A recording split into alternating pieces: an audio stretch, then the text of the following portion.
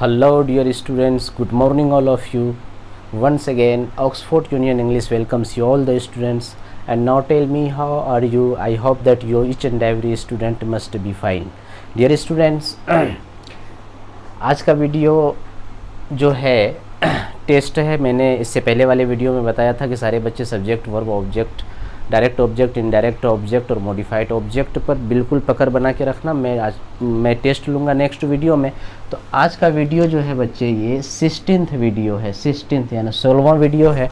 तो आप सारे बच्चे अगर ईमानदारी से मेरी बात को माने हैं और आप अगर शौकीन हैं और ज़बरदस्त अंग्रेज़ी बोलना चाहते हैं आप, तो ऐसे ही इस चैनल से चिपकना चाहिए आपको, जैसे दूध पीता हुआ बच्चा माँ के छाती से चिपकता है। तो dear students, let us come to the point today. आज टेस्ट है आप बच्चों का, लगभग 12 क्वेश्चन यानी 12 सवाल हैं और आपको चुनना है। इसमें क्या चुनना है? Subject, verb, object, direct object, indirect object, modified object. इसको चुनना है कि सेंटेंस का कौन सा अंग, ये जैसे ये एक सेंटेंस है, लंबा सेंटेंस है, इसमें कौन सा अंग क्या है, कौन सब्जेक्ट, कौन वर्ब, कौन ऑब्जेक्ट, कौन मॉडिफाइड ऑब्जेक्ट है। अगर इस चीज़ को बच्चे आपको आ गया ये चुनने के लिए, तो फिर अंग्रेज़ी तुम्हारी अपनी घर की लौंडी बन जाएगी डियर स्टूडेंट। तो इसीलिए आप सारे बच्चे बिल्कुल तैयार हो जाओ। और 12 क्वेश्चन है और अपने में तुम लोग एवेलुएट करना कि कितना किसका कितना सही हो रहा है। और जो बच्चा रेगुलर देख रहा है, मैं तो 100% कहूँगा उसको बिल्कुल कॉन्फिडेंटली वो सारा क्वेश्चन को अपने से बना लेंगे, लेकिन मैं यहाँ हल करूँगा और सब बच्चा आप आपस में मैच करते जाना या फिर सारे बच्चे मैच करते जाना, देखना कि कितना सही हो रहा है। लेकिन इस पर आने से पहले एक शेर में अर्ज करना चाहता हूँ बच्चों कि मैं तो तन्हा चला था जानिबे मंजिल मगर, मैं तो तन्हा चला था जानिबे मंजिल मगर, लोग आते गए और कारवां बनता गया। ये हमारे चैनल जो है, ये हम सारे मेरे स्टूडेंट्स और मैं, ये इतना ख़तरनाक और कशीर तादाद वाला कारवां बनेगा कि इतना बड़ा कारवां, इतना बड़ा कारवां कि लोग इस पर रश्क करेंगे देख करके कितना बड़ा कारवां है इनके स्टूडेंट्स का और ये टीचर का, यानी ऑक्सफोर्ड यूनियन इंग्लिश का। तो डियर स्टूडेंट्स, हमेशा याद रखना कि कहावत है कि एक हाथ से ताली नहीं बजता। तो इसीलिए आप सब बच्चों की बहुत ज़्यादा, आप सब बच्चों के लिए मैं बहुत ज़्यादा मेहनत करता हूँ आपकी मदद के लिए। तो आप सिर्फ मेरी मदद इस अंदाज में करें कि ज़्यादा से ज़्यादा वीडियोज़ को शेयर करें और सब्सक्राइब करें, फिर बेल आइकन को प्रेस कर दें ताकि लेटेस्ट नोटिफिकेशन आप तक आसानी से पहुंच जाए। तो बच्चे, let us come to the point here. आज पहला सवाल है, सारे बच्चे ready, be ready, all the student, okay. अब देखना कौन बच्चा कितना बना पाता है। तो ये सारा वाक्य है बच्चे, इसमें से सिर्फ हम लोगों को चुनना है अभी क्या सब्जेक्ट कौन है, वर्ब कौन है, ऑब्जेक्ट कौन है, डायरेक्ट ऑब्जेक्ट कौन, इनडायरेक्ट ऑब्जेक्ट कौन, मॉडिफाइड ऑब्जेक्ट कौन। तो पहला वाक्य है, मैं आपको एक गिफ्ट देना चाहता हूँ। सारे बच्चे देख रहे हो कि मैं आपको गिफ्ट देना चाहता हूँ। तो मैं आपको गिफ्ट देना चाहता हूँ, तो इसमें दो वर्ब आ गया, एक देना और एक चाहना। मैंने बताया था कि जब दो वर्ब रहे, जिस वर्ब के आखिर में ना रहेगा तो उसको मॉडिफाइड बोलेंगे। ये मॉडिफाइड ऑब्जेक्ट है और ये वर्ब है। तो देना चाहता है कौन? तो मैं आपको एक गिफ्ट देना चाहता हूँ। तो इसमें सब्जेक्ट का काम कर रहा है मैं, और मैं देना चाहता हूँ क्या? तो एक गिफ्ट को, और किसको? तो आपको। तो इसमें दो ऑब्जेक्ट आ गया, ये ऑब्जेक्ट आ गया, ये ऑब्जेक्ट। और वाक्य में टू ऑब्जेक्ट्स जब होता है और फिर नेचर को देख करके पता चलता है ये डायरेक्ट है कि इनडायरेक्ट है। तो अब इसमें दो ऑब्जेक्ट, ये कोई इंसान है, आपको ये इंसान है, तो इसीलिए ये इनडायरेक्ट ऑब्जेक्ट है और ये डायरेक्ट ऑब्जेक्ट है। तो बच्चे, अगर इसको आप जान लेते हैं तो जब मैं टेंस पढ़ा रहा हूँगा उसमें फार्मूला दूंगा और बिल्कुल उस फार्मूला को 2-4 बार प्रैक्टिस करोगे, उसके बाद फिर तुम अंग्रेजी बोलना चालू कर दोगे। जैसे इस वाक्य का, मैं आपको एक गिफ्ट देना चाहता हूँ। Simple, I want to give you a gift, I want to give you a gift, या I want to give a gift to you. बिल्कुल ईजी है।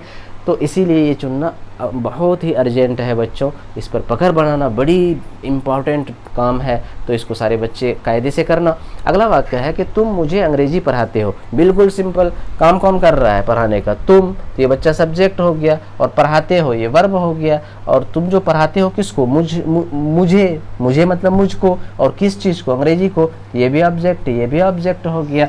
तो तुम सब्जेक्ट है और ये वर्ब है और ये ऑब्जेक्ट, लेकिन मुझको, तुम कोई आदमी होगा तो ये इनडायरेक्ट ऑब्जेक्ट और ये डायरेक्ट ऑब्जेक्ट। तो तुम मुझे अंग्रेजी पढ़ाते हो, यू टीच मी इंग्लिश। आगे वाला सेंटेंस देखो बच्चे, 3 नंबर, वे हम लोगों को एक कीमती कार देना चाहता है। तो आप गौर से देखो तो कीमती कार जो देना चाहता है कौन? तो वे देना चाहते हैं, दो वर्ब आया, वे देना चाहते हैं, तो देना और चाहना दो वर्ब है, देना मतलब गिव और चाहना मतलब वांट, दो वर्ब आ गया। और जिस वर्ब का आखिर में ना, ये पिछले वाले वीडियो में डिटेल से समझाए हैं सारे बच्चे, इसमें किसी को कन्फ्यूजन नहीं होनी चाहिए, मैं ऐसा उम्मीद करता हूँ। अगर कन्फ्यूजन हो रहा है जिसका मतलब है आप पिछले वाले वीडियो को नहीं देखें, मतलब you are not intelligent student और you are not laborious student, you will have to be laborious. किसी चीज़ को पाने के लिए बहुत सारी चीज़ को खोना पड़ता है। और वक्त के बारे में कहा गया कि वक्त को जिसने नहीं समझा उसे मिटना पड़ा, ये तारीख है दुनिया का कि वक्त को जिसने नहीं समझा उसे मिटना पड़ा, बच गया तलवार से तो फूल से कटना पड़ा है।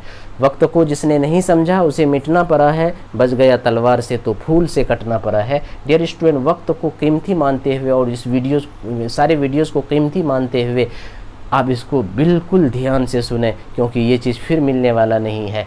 तो dear student, now just apply your brain कि वे हम लोगों को एक कीमती कार देना चाहता है, तो वे सब्जेक्ट और देना चाहता है, तो देना और चाहना, इसको पिछले वाले वीडियो में डिटेल से बताया, आप देख लोगे जिन बच्चों को कन्फ्यूजन है। तो देना चाह, तो ये दो वर्ब है, तो जिसका अंत में ना, तो ये मॉडिफाइड ऑब्जेक्ट और ये वर्ब हो गया। तो वे देना चाहता है क्या और किसको, तो एक कीमती कार, और किसको, तो हम लोगों को, ये भी ऑब्जेक्ट, ये भी ऑब्जेक्ट। ये देखो बच्चों, यहाँ पर सिर्फ कार ऑब्जेक्ट नहीं होगा, उससे पिछले वाले वीडियो में मैं बताया हूँ कि जब कोई नाउन या जब कोई सब्जेक्ट या ऑब्जेक्ट या रेस्ट किसी एजेक्टिव से जुड़ा हुआ रहता है तो वो एक श्रेणी का माना जाता है। यानी वो वाला नियम को याद करो, रा रे री का के की, अपना अपना, अपना अपने अपनी, और एवं अथवा या किसी विशेषण से जुड़ा हुआ शब्द एक श्रेणी में माना जाता है, यानी एक श्रेणी का होता है। यानी they will be suppose to be of one group, और दैट ग्रुप में बी सब्जेक्ट, में बी रेस्ट, में be object, but that can never be verb. यानी रारी री काके की, अपना अपना अपनी या विशेषण से जुड़ा हुआ शब्द वो एक श्रेणी के माने जाते हैं। वो श्रेणी सब्जेक्ट हो सकता है, वो श्रेणी ऑब्जेक्ट हो सकता है, वो श्रेणी रेस्ट हो सकता है, लेकिन वर्ब कभी नहीं। तो अब यहाँ पर देखो, कार एक विशेषण से जुड़ा हुआ है कि कोस्टली कार, कोस्टली कार। देखो जिसका अंग्रेजी भी लिख दिया हूँ, जो सब इंपॉर्टेंट वर्ड है। कोस्टली कार का मतलब क्या हुआ कि कीमती कार। तो अब यहाँ पर देखो कि वे हम लोगों को एक कीमती कार देना चाहते हैं, तो वे लोग जो देना चाहते हैं किसको, हम लोगों को, ये भी ऑब्जेक्ट और एक कार भी ऑब्जेक्ट, लेकिन ये कोई इंसान होगा इसलिए इनडायरेक्ट ऑब्जेक्ट और ये डायरेक्ट ऑब्जेक्ट। अब जब इसको टेंस पढ़ा रहे होंगे तो वहाँ पर मैं बताऊंगा इस चीज़ों की, वे हम लोगों को एक कीमती कार देना चाहता है, तो they want to give us a beautiful car, they want to give us a beautiful car. या अगर डायरेक्ट को पहले रखें, इनडायरेक्ट को बाद में रखें, तो they want to give a beautiful car to us, they want to give a beautiful car to us. तो ये तो अभी आपको सिंपली मैं अंग्रेजी बोल दे रहा हूँ, लेकिन आपको अभी अंग्रेजी बनाना चाहते हैं तो अपना मन से बनाओ। जो बच्चे पहले से ऑलरेडी कुछ समझ कर रखे हो अंग्रेजी से मुतालिक, तो वो समझ सकता है मेरी बात को। लेकिन जो लोग को नहीं आती है अंग्रेजी, तो बिल्कुल डरने की जरूरत नहीं है। मैं from the zero level start किया हूँ, from zero level up to high level, that means from zero level up to hero level. तो you will have to be hero of the English language and literature, that is why only pay special attention here towards me and you will understand और you will apprehend each and every items provided by me through this very video channel. Now see the next sentence dear students. अब अगला वाक्य को देखें हम लोग 4 number में। इसमें है क्या लिखा हुआ कि तुम्हारे गाँव के कुछ गरीब मजदूर मुझसे मिलना चाहता था, तुम्हारे गांव के कुछ गरीब मजदूर मुझसे मिलना चाहता था, तुम्हारे गांव के कुछ गरीब मजदूर मुझसे मिलना चाहता था। अब दिमाग अप्लाई करो अपना ब्रेन, कि अप्लाई करो अपना ब्रेन, यानी अप्लाई योर ब्रेन कि इस वाक्य में क्या हो सकता है। तो देखो क्या है कि तुम्हारे गांव के कुछ गरीब मजदूर, तुम्हारे गांव के कुछ गरीब मजदूर मुझसे मिलना चाहता था। तो मुझसे मिलना कौन चाहता था, तो तुम्हारे गांव के कुछ गरीब मजदूर, यही लोग मिलना चाह रहे थे। तो अब देखो बच्चे, यहाँ पर ये मजदूर सिर्फ सब्जेक्ट नहीं होगा क्योंकि ये विशेषण से जुड़ा हुआ है, गरीब मजदूर। उसके बाद ये कुछ, ये भी अभी तो आपको पता नहीं चलेगा, बाद में जब पढ़ाऊंगा एजेक्टिव चैप्टर वहाँ बताएंगे कि ये एजेक्टिव है, तो ये एजेक्टिव ये नाउन से मिला, तो विशेषण से मिला, विशेषण से, तो ये एक कैटेगरी का। उसके बाद गाँव जो है अकेला, ये नाउन अकेला सब्जेक्ट नहीं होगा क्योंकि रारेरी से जुड़ गया, तो एक कैटेगरी का आ गया। तो तुम्हारे गाँव एक कैटेगरी का और कुछ गरीब मजदूर एक कैटेगरी का, लेकिन उसमें ये भी बताए थे का के की से जुड़ा हुआ शब्द भी एक श्रेणी का माना जाता है। तो ये वाला पोर्शन ये के आकर के इस वाला पोर्शन से मिल गया, तो वो एक श्रेणी का पूरा हो गया। तो तुम्हारे गांव के कुछ गरीब मजदूर, some poor labourers of your village, इसको अंग्रेजी में क्या बोलेंगे, some poor labourers of your village. तो तुम्हारे गांव के कुछ मजदूर मिलना चाहता था तो मिलने का काम कौन करना चाहता था, वे लोग। तो इसीलिए ये बच्चा क्या हो गया, सब्जेक्ट हो गया। और मिलना चाहता था, दो वर्ब आया, एक मिलना और एक चाहना, मीट और वांट। तो अब देखो इसके आखिर में ना आया तो ये क्या हो गया, मॉडिफाइड ऑब्जेक्ट हो गया और ये वर्ब हो गया। और जो तुम्हारे गाँव के कुछ गरीब मजदूर मिलना जो चाहते थे, किससे, इससे, ये बंदा से, यानी इससे मिलता तो कुछ गपशप करता, तो उसकी गपशप का असरात किस पर पड़ता है, इन बच्चों पर पड़ता है, इन लोगों पर पड़ता, इसीलिए ये क्या है, ऑब्जेक्ट है। अब इसको जब अंग्रेजी में बनाएंगे तो बिल्कुल सबसे पहले सब्जेक्ट को रखेंगे, उसके बाद वर्ब को रखेंगे, उसके बाद पहले सब्जेक्ट को रखेंगे, उसके बाद वर्ब को रखेंगे। यानी सम पुअर, तुम्हारे गांव के कुछ गरीब मजदूर, some poor labourers of your village wanted to. अब यहाँ पर देखो कि वांटेड टू मीट, उसके बाद क्योंकि सब्जेक्ट आएगा सबसे पहले, तो सब्जेक्ट के बाद जस्ट वर्ब, वर्ब के बाद मॉडिफाइड, मॉडिफाइड के बाद ऑब्जेक्ट। तो इस तरीके से इसका ट्रांसलेशन होगा, some poor labourers of your village wanted to meet me, मुझसे। तो वांटेड टू मीट मी यानी पास्ट इंडिफिनिट टेंस है। पास्ट इंडिफिनिट का फॉर्मूला क्या होता है, सब्जेक्ट प्लस V2, अगर मॉडिफाइड है तो उसको मॉडिफाइड दो, ऑब्जेक्ट दो। तो इसीलिए क्या हो जाएगा, तुम्हारे गांव के कुछ गरीब मजदूर, some poor labourers of your village wanted to meet me, हो गया, कोई बड़ी बात नहीं है। जब टेंस पर आएंगे तो ये सारी चीज़ आ जाएगा, फिर अंग्रेजी आपके लिए बच्चों का खेल बन जाएगा। आगे देखो बच्चे, हम सभी अमीर लोग गरीब बच्चों को शिक्षित करने के लिए एक स्कूल खोलना चाहते हैं। तो अब यहाँ पर देखो कि खोलना चाहते हैं, दो वर्ब आया, एक वर्ब ये आया, एक इस वाक्य में गौर से देखना था, एक बात नहीं आई है कि हम सभी अमीर लोग खोलना चाहते हैं। तो खोलना कौन चाहता है भाई, कि हम सभी अमीर लोग, ठीक है, हम सभी अमीर लोग, ये क्या हो गया, सब्जेक्ट। खोलना चाहते हैं, क्या खोलना चाहते हैं, तो एक स्कूल। और क्या करने के लिए स्कूल, तो गरीब बच्चों को। और क्या करने के लिए, तो शिक्षित करने के लिए। तो आप देखो इस वाक्य में 3 वर्ब आ गया, शिक्षित, स्कूल किस लिए, तो शिक्षित करने के लिए, ठीक है। तो खोलना चाहते हैं, तो सबसे पहले तो ये मॉडिफाइड ऑब्जेक्ट हो गया और ये वर्ब हो गया, लेकिन ये भी तो वर्ब है, शिक्षित करना। और शिक्षित करना को अंग्रेजी में बोलते हैं बच्चों, मैं साइट में लिख दे रहा हूँ, इसको याद रखना, एजुकेट। एजुकेट का मतलब क्या होता है, शिक्षित करना। क्या करना जी, शिक्षित करना। और उर्दू में इसी को बोलते हैं तालीम याफ्ता बनाना। उर्दू में क्या बोलते हैं बच्चों, तालीम याफ्ता बनाना, तालीम याफ्ता, तालीम याफ्ता बनाना, तालीम याफ्ता बनाना उर्दू में बोलते हैं। अच्छा, ये एजुकेट मतलब जैसे मैं तुमको शिक्षित करना चाहता हूँ, यानी मैं तुमको इल्म देना चाहता हूँ, यानी तो उसको अंग्रेजी में बोलेंगे I want to educate you, I want to educate you. और जो लोग शिक्षित होते हैं उसी को अंग्रेजी में बोलते हैं एजुकेटेड। एजुकेटेड नहीं बोलना, एजुकेटेड। एजुकेटेड मतलब शिक्षित। शिक्षित का क्या मतलब हुआ बच्चों, इसको उर्दू में बोलते हैं तालीम याफ्ता। और शिक्षित का मतलब हुआ कि पढ़ा लिखा। जैसे बोलेंगे कि लड़का बाबू पढ़ा लिखा है, तो कोई लड़का है, बोलेंगे लड़का पढ़ा लिखा है, तो बोलेंगे the boy is educated, the boy is educated. और लड़का पढ़ा लिखा नहीं है मतलब जाहिल है, तो बोलेंगे the boy is uneducated. Uneducated को हम दूसरे अंग्रेजी में बोलेंगे इलिटरेट, यानी पढ़ा लिखा, एजुकेटेड या लिटरेट। लिटरेट LITERATE, पढ़ा लिखा का अंग्रेजी एजुकेटेड या लिटरेट। और गैर पढ़ा लिखा यानी जाहिल आदमी को क्या बोलेंगे, अनएजुकेटेड या इलिटरेट। तो इस बातों को भी सारे बच्चे लिखोगे। आगे अब इस सेंटेंस को समझो कि हम सभी अमीर लोग, ये सब्जेक्ट हुआ, और खोलना चाहते हैं। तो खोलना चाहते हैं क्या जी, किस चीज को, तो स्कूल को, तो ये ऑब्जेक्ट होगा। अब देखो कि स्कूल अगर खोलना चाहते हैं तो किस लिए, तो शिक्षित करने के लिए। तो शिक्षित करना, हम यहाँ ने बताया कि ये लफ्ज जो है शिक्षित कर, एजुकेट, ये वर्ब है। तो शिक्षित करना तो इसमें भी ना आया, लेकिन देखो ये वर्ब किससे जुड़ा हुआ है, के लिए। के लिए अभी हमने बताया था कि जो वर्ब सेंटेंस में इस्तेमाल होने के बाद उसका आखिर में ना रहे, के लिए, के वास्ते, के हेतु, तो उसको मॉडिफाइड, तो ये भी मॉडिफाइड हो गया, मतलब इस सेंटेंस में 2 मॉडिफाइड हो गया। अब देखो शिक्षित करने के लिए किसको, यानी फायदा किसको पहुंचेगा, यानी असर किस पर पड़ेगा, प्रभाव किस पर पड़ेगा, तो गरीब बच्चों पर, यानी पॉजिटिव इफेक्ट हो या नेगेटिव इफेक्ट हो, लेकिन किस पर पड़ेगा, तो गरीब बच्चों पर। और जो प्रभाव को लेता है यानी रिसीव करता है किसी कंसिक्वेंस को, यानी किसी एक्शन के रिएक्शन को रिसीव करता है, या फिर किसी एक्शन के कंसिक्वेंस या रिजल्ट को रिसीव करता है, उसी को तो ऑब्जेक्ट कहते हैं। डायरेक्ट पिछले वाले वीडियो में मैंने डिटेल से बताया है। तो अब ये बच्चा जो है गरीब बच्चों को, तो ये ऑब्जेक्ट हुआ था। अब यहाँ पर हम लोग देखो ध्यान से कि हम सभी अमीर लोग, ये क्या हो गया, सब्जेक्ट हो गया। और जाकर के खोलना चाहते हैं तो खोलना मॉडिफाइड, और ये वर्ब हो गया। और जाकर के शिक्षित करने के लिए मॉडिफाइड ऑब्जेक्ट, तो किसको शिक्षित करने के लिए, तो गरीब बच्चों को शिक्षित करने के लिए, तो ये ऑब्जेक्ट और ये ऑब्जेक्ट। अब यहाँ पर देखो बच्चे, ये गरीब बच्चों को शिक्षित करने के लिए, तो ये गरीब बच्चा कोई आदमी है तो इनडायरेक्ट ऑब्जेक्ट हो गया, और क्या कहते हैं ये वाला डायरेक्ट ऑब्जेक्ट हो गया कि स्कूल, उसमें कोई बड़ी बात नहीं है।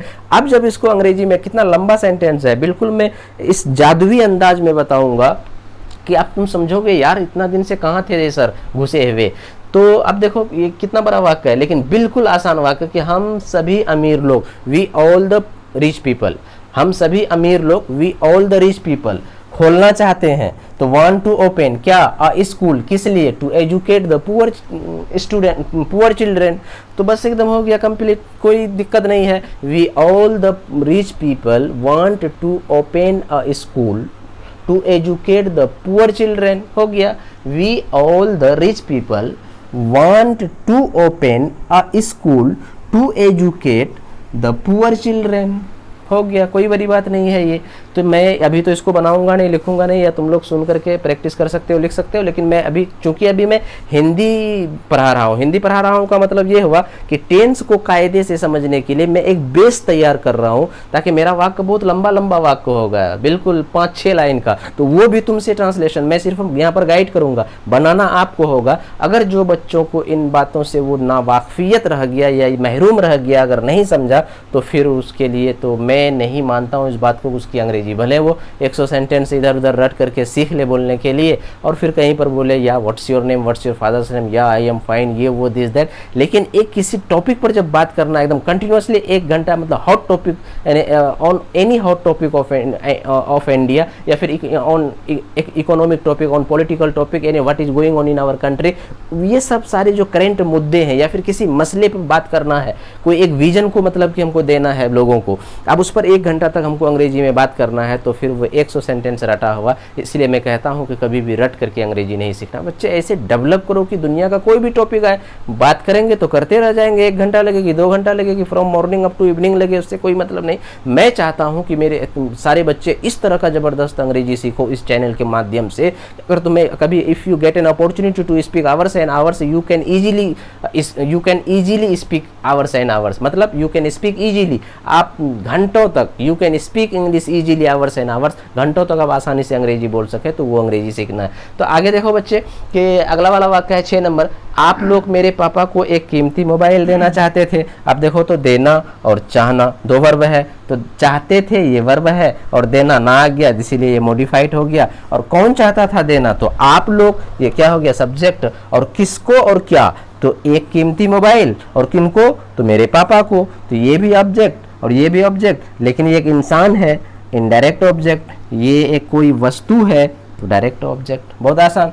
तो आप लोग मेरे पापा को एक कीमती मोबाइल देना चाहते थे, तो you wanted to give a mobile to my father, या you wanted to give my father a mobile. तो dear student, one thing is very very important कि मैं इस पर बताया था डायरेक्ट ऑब्जेक्ट और इनडायरेक्ट ऑब्जेक्ट, उसको पहले वाले वीडियो में गौर से देखना कि यानी डायरेक्ट ऑब्जेक्ट को अगर हम पहले रखेंगे और इनडायरेक्ट को बाद में रखेंगे, इस दोनों के बीच में प्रीपोजिशन टू और फॉर का इस्तेमाल किया जाता है।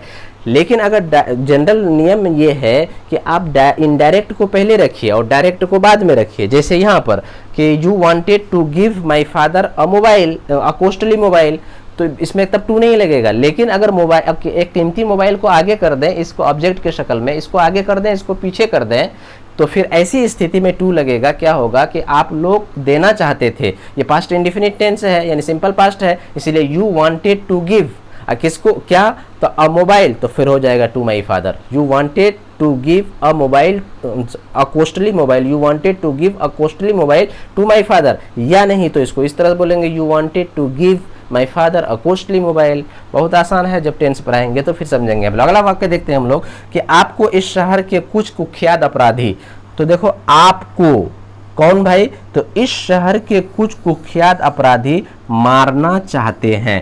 तो अब यहाँ गौर से देखो बच्चे, मारना और चाहना, तो किल और वांट, तो 2 वर्ब आ गया और ना इसमें है, तो इसीलिए ये मॉडिफाइड ऑब्जेक्ट हो गया और ये वर्ब हो गया। और जो मारना चाहते हैं कौन, तो इस शहर के कुछ, सिर्फ ये बोलेंगे कि अपराधी नहीं, कुख्यात अपराधी, यानी जो लोग नामी गरामी अपराधी होते हैं उसके लिए मतलब क्या लफ्ज है कुख्यात। एक होता है विख्यात और एक होता है कुख्यात। पॉजिटिव सेंस में विख्यात बोलते हैं और नेगेटिव सेंस में कुख्यात बोलते हैं, क्योंकि अपराधी तो पॉजिटिव सेंस है नहीं, नेगेटिव सेंस है, इसीलिए उसके लिए हिंदी में शब्द आता है कुख्यात और अंग्रेजी में उसके लिए शब्द आता है notorious criminal, notorious criminal, notorious criminal. ठीक है बच्चों, अब देखो यहाँ पे कि आपको इस शहर के कुछ कुख्यात अपराधी मारना चाहते हैं, तो आप देखो यहाँ पर कि ये पूरा इस शहर के कुछ कुख्यात अपराधी ये सब्जेक्ट है, और जाकर के इस शहर के कुछ कुख्यात अपराधी मारना जो चाहते हैं किसको, तो आपको, तो ये ऑब्जेक्ट हो गया, क्योंकि असर किस पर पड़ेगा, आप पर, इसीलिए वो क्या हो गया, ऑब्जेक्ट हो गया। अगला वाला देखो सेंटेंस बच्चे कि अच्छी अंग्रेजी सीखने के लिए वो लंदन जाएगा। ध्यान देना कि अच्छी अंग्रेजी सीखने के लिए वो लंदन जाएगा। कौन लंदन जाएगा, जो काम करता है उसी को सब्जेक्ट कहते हैं, तो वह लंदन जाएगा। इधर देखो सारे बच्चे, वह लंदन जाएगा, तो वह क्या है, सब्जेक्ट है, और वह कहाँ पर गया, यहाँ पर देखो, अच्छी अंग्रेजी सीखने के लिए वह लंदन जाएगा, तो वह क्या है जी, सब्जेक्ट, और जाएगा वर्ब, और लंदन क्या है, ऑब्जेक्ट। क्यों ऑब्जेक्ट है ये जी, क्यों वो जाएगा, तो जाना जो है मूवमेंट शोइंग वर्ब है, और मूवमेंट शोइंग वर्ब जिस दिशा के लिए मूवमेंट है वो दिशा भी ऑब्जेक्ट होता है, इसीलिए क्या हो गया, ऑब्जेक्ट। तो वह जाएगा लंदन, ये ऑब्जेक्ट है, लंदन चले गया भाई। ठीक है, अब लंदन में क्या करने के लिए गया है वो, तो सीखने के लिए।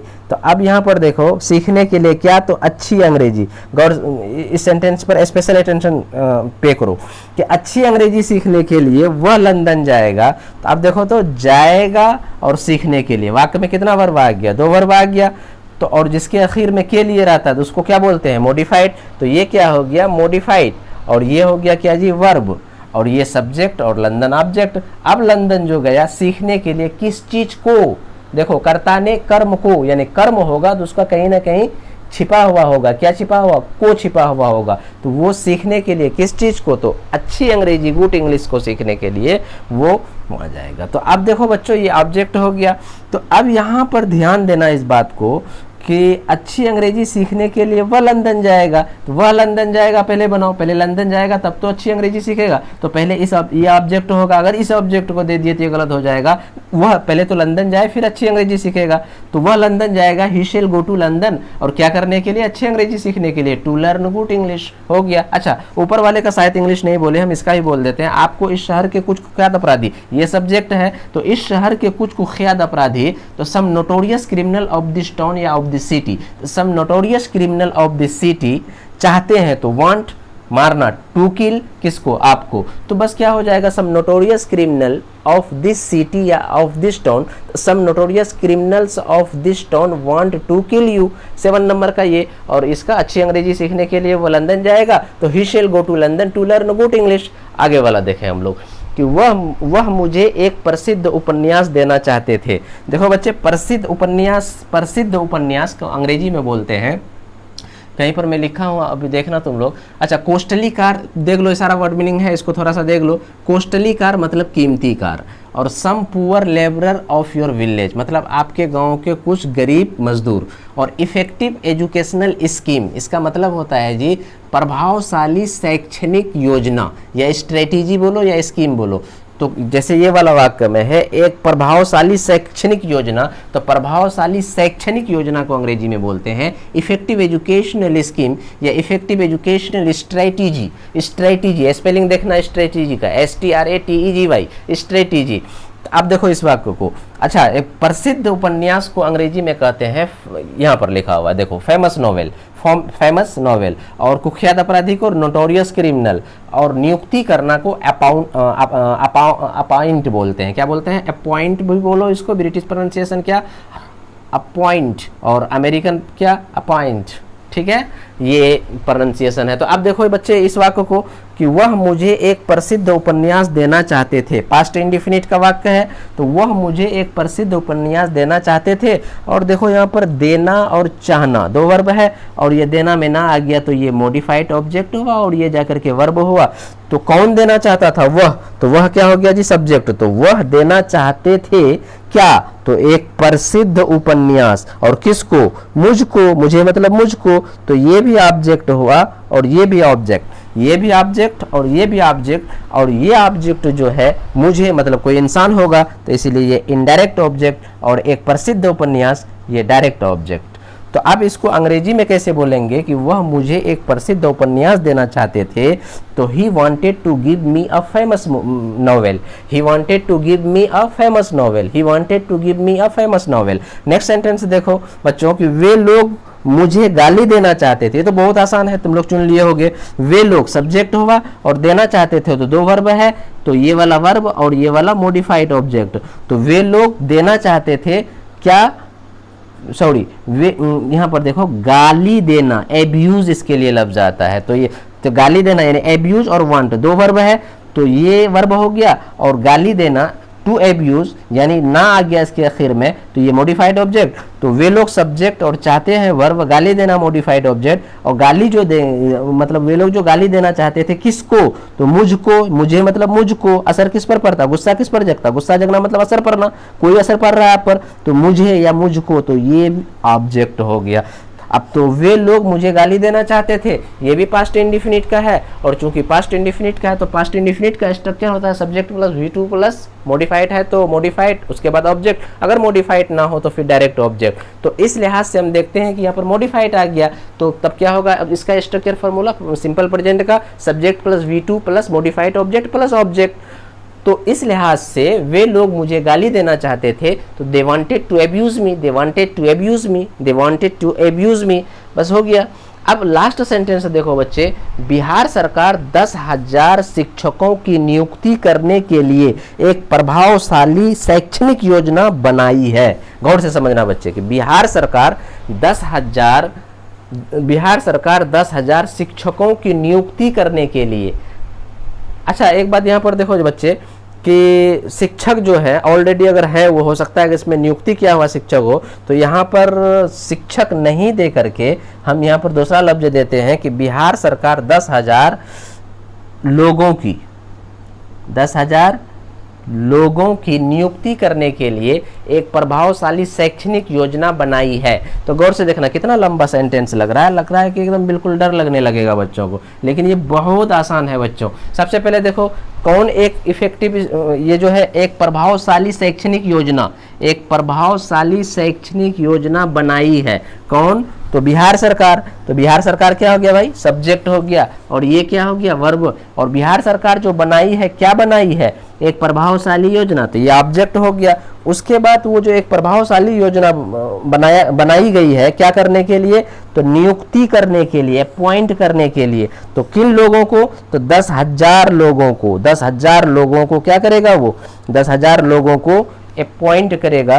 तो इस लिहाज से देखो बच्चे, अगर इसको तुम चुन लिए तो ये तुम्हारे लिए बहुत बहुत ही आसान हो जाएगा इसका ट्रांसलेशन बनाना, क्योंकि बिहार सरकार सब्जेक्ट और बनाई है वर्ब, क्या, तो एक प्रभावशाली शैक्षणिक योजना, ये ऑब्जेक्ट, और ये ऑब्जेक्ट, ये ऑब्जेक्ट, और क्या करने के लिए, क्या नियुक्ति करने के लिए, ये जो योजना बनाई है क्या, नियुक्ति करने के लिए। तो मतलब नियुक्त मतलब अपॉइंट, ये वर्ब है, लेकिन के लिए आ गया तो ये भी क्या हो गया, मॉडिफाइड ऑब्जेक्ट हो गया। और नियुक्ति किसकी नियुक्ति करने के लिए, तो 10,000 लोगों की, तो ये भी ऑब्जेक्ट हो गया। तो अब देखो बच्चे यहाँ पर दो ऑब्जेक्ट आ गया, तो ये 10,000 लोग कोई इंसान है, तो इसीलिए इनडायरेक्ट ऑब्जेक्ट, और ये हो गया जाकर के डायरेक्ट ऑब्जेक्ट। तो इसका भी ट्रांसलेशन जब बनाएंगे बच्चा बहुत आसान, क्योंकि बनाई है तो इसका मतलब वह प्रेजेंट परफेक्ट टेंस है, और प्रेजेंट परफेक्ट टेंस का स्ट्रक्चर होता है सब्जेक्ट प्लस हैव या has plus V third plus object plus rest. लेकिन अगर मॉडिफाइड ऑब्जेक्ट है तो फिर मॉडिफाइड ऑब्जेक्ट पहले आ जाएगा कि सब्जेक्ट प्लस हैव या has plus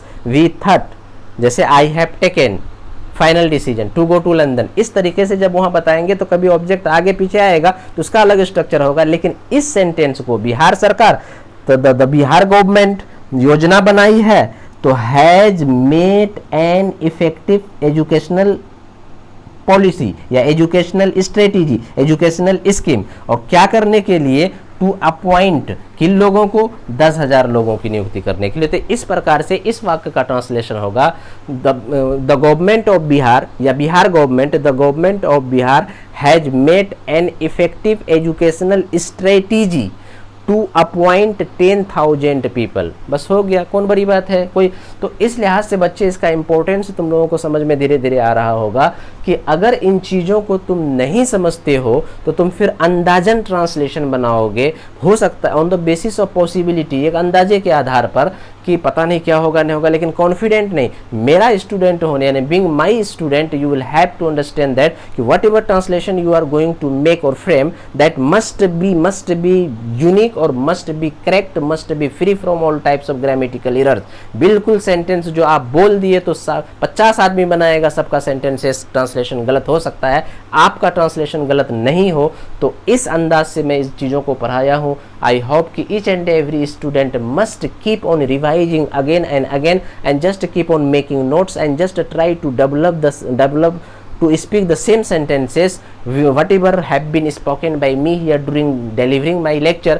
That is why each and every student, I personally request you, be stitched towards this video and keep on just sharing this video to a great larger people. So that is why once again wishing you all the best, ending with a beautiful शेर of अल्लामा इकबाल कि अकाबी रूह जब बेदार होती है जवानों में, अकाबी रूह जब बेदार होती है जवानों में, तो नज़र मंजिल खुद नज़र आती है उसको आसमानों में।